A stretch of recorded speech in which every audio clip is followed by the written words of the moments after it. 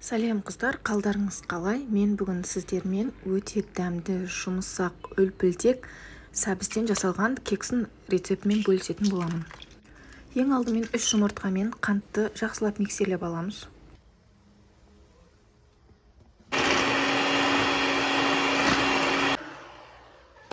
Ас содасы мен уксусты араластырып массамызға қосамыз.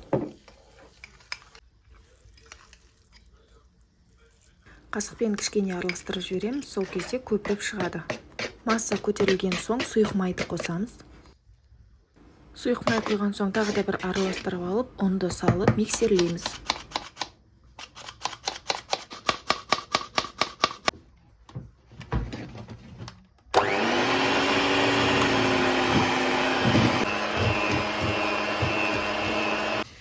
Дайын массаның үстіне ең кіші үккіштен өткізілген сәбізді қосамыз.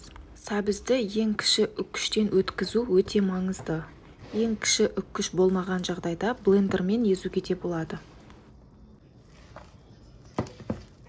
Арасында ешқандай комок қалмайтындай етіп араластырып формамызға құямыз.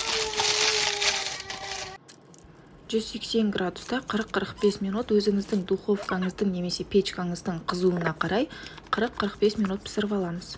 Менің формам өте кішкентай. Егер сіз пирог қылып жасайын десеңіз, осы қоспалардың барлығын 2 есе көбейтіп, үлкен ыдысқа құйып пісірсеңіз болады. Осымен кексіміз дайын, сап-сары, әдемі болып шығады. Егер де түсінбей қалған жерлеріңіз болса, комментарий бөліміне сұрақ қалдырсаңыз болады. Міндетті түрде жауап беремін. Қазақша каналдардың өсуіне үлес қосқыңыз келсе, лайк басып, комментарий жазып, маған тіркелуді ұмытпаңыз. Және сізді қандай да бір рецепттер қызықтыратын болса, менің каналыма комментарий бөліміне жазып қалдырыңыз, мен міндетті түрде жасалу жолын көрсететін боламын. Келесі видеода көріскенше сау болыңыздар.